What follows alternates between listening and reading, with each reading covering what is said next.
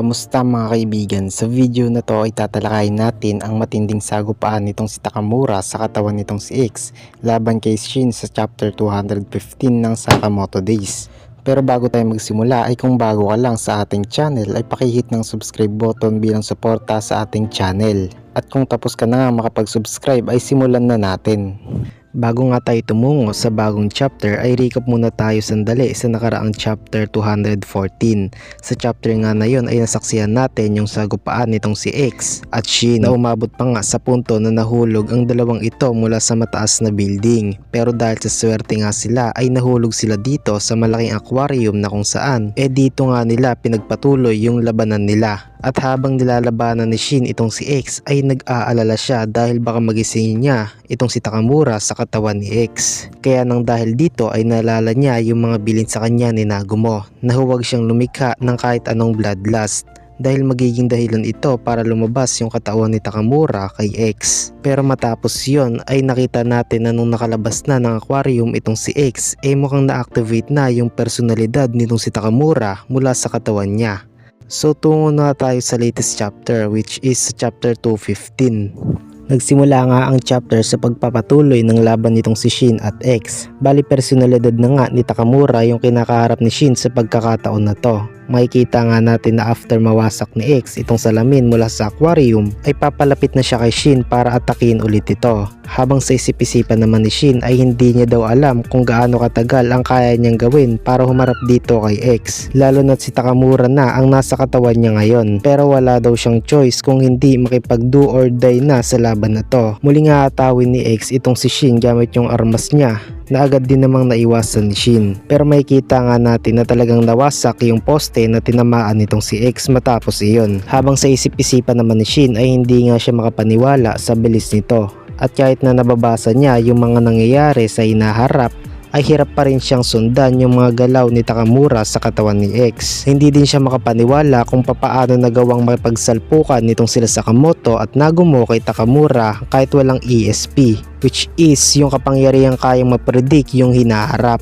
Hinawakan niya ni Shin yung ulo niya at sinabi niya pa sa sarili niyang hindi daw siya pwedeng mawala sa focus kahit isang segundo dahil maaari itong magresulta sa kanyang kamatayan. Sabay natake ulit ni X si Shin gamit yung katana niya. Nahiwa nga itong si Shin sa muka at hinawakan niya yung tenga niya kung nandito pa ba ito. At sa kabutihang palad ay buhay pa naman yung tenga niya. Matapos nga yan ay napagtanto ni Shin na talagang tatapusin siya ni X. Kaya after nga nun ay napagdesisyonan niyang umatras na muna sa pagkakataon na to dahil kung may kipagsabayan niya siya kay X na kinakatawan niya yon nitong si Takamura ay wala siyang magagawa dito. Agad nga siyang tumalon sa tubigan para tumakas. Nakatingin naman itong si X kay Shin habang may binubulong-bulong at sa isip-isipan ni Shin ay buo na yung desisyon niya na umatras muna ngayon. Habang lumalangoy nga siya papatakas ay napunta siya dito sa seal tank. Napatanong nga yung isang bata dito kung caretaker ba itong si Shin. At mula nga dyan ay may kitang naglalakad si X papalapit sa kanya mula sa likod ng mga bata.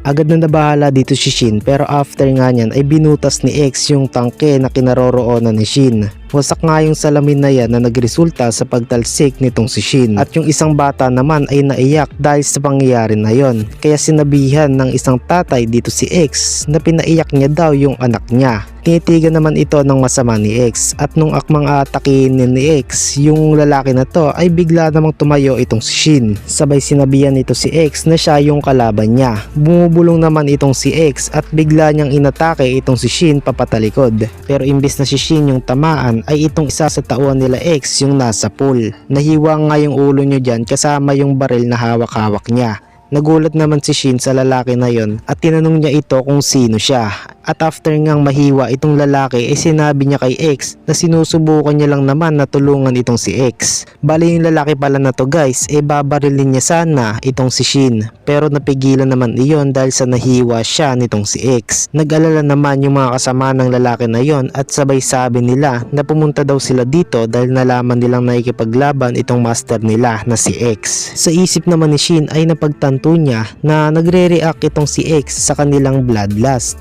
Kaya winarningan niya yung mga kalalakihan na to kung ayaw pa nilang mamatay. Binaliwala lang ito ng mga kalalakihan. Sabay sugod niya nila kay Shin, habang itong si X naman ay patuloy lang na bumubulong. Habang itong pugot na ulo naman na hiniwa kanina ni X ay patuloy lang na nagsasalita. Pinalo nga ito ni X na parang bola gamit yung armas niya. Sabay tumilapon niya ito sa isang katawan ng isang tauhan at sobrang lakas nga ng impact ng pagtama ng ulo nun sa katawan ng lalaki na yan. Kaya nagresulta nga ito sa pagkawasak ng kanyang katawan. Agad na nag-alala yung mga kasamahan niya pero patuloy lang si X sa pag-ubos sa mga tauhan niya.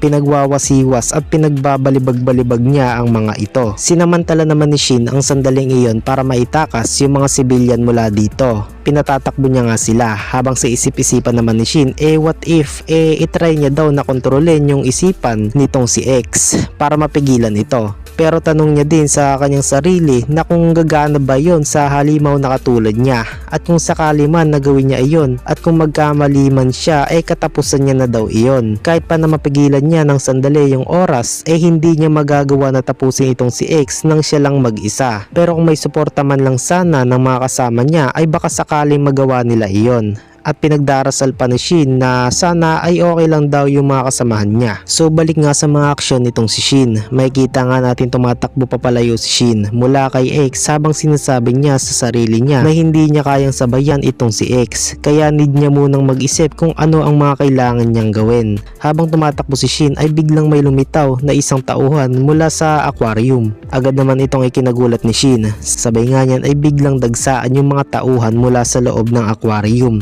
Tagas nga yung mga dugo nila hanggang sa napuno na nga ng dugo yung looban nitong aquarium. Hindi naman makapaniwala si Shin sa mga nasasaksihan niya at tuluyan na nga binalot ng dugo ang aquarium na to, at mula nga sa loob ng aquarium sa itaas nga niyan ay biglang lumitaw itong si X.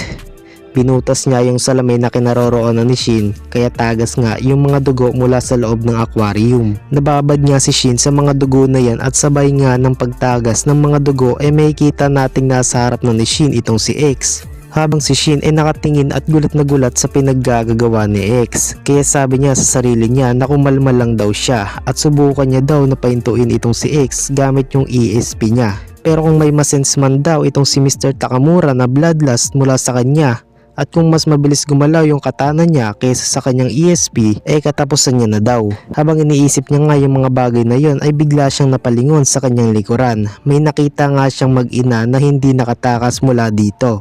Tinatagan pa ni Shin lalo yung loob niya, sabay sabi niya na ayos lang daw. Susubukan niya na lang daw na i-delay itong si X hanggang sa dumating itong si Sakamoto para tulungan siya. Dagdag niya pa na susubukan niyang gumawa ng maliit na opening at doon niya ibubuhos ang lahat ng kanyang makakaya kay X. At habang nagkakatitigan nga silang dalawa ay makikita nating noong binanggit na ni Shin yung word na freeze ay bigla nga siyang nahiwa nitong si X. Bali hindi pa nga malinaw kung nahiwa na ba talaga ni X itong si Shin dahil hindi pa naman ipinapakita na naputol talaga yung ulo niya. Pero after niya nga gawin iyan ay pabulong-bulong lang itong si X. So ayan na nga ang lahat ng nilalaman ng chapter 215 ng Sakamoto Days. At kung nag-enjoy ka nga sa video na to ay baka naman maaaring mahingi ang iyong suporta sa pag-subscribe sa ating channel. At kung gusto mo ang gawan agad natin ng chapter review yung next chapter which is yung chapter 216 ng Sakamoto Days ay comment ka lang. So hanggang dito na nga lang ang video natin. Ingat kayo palagi.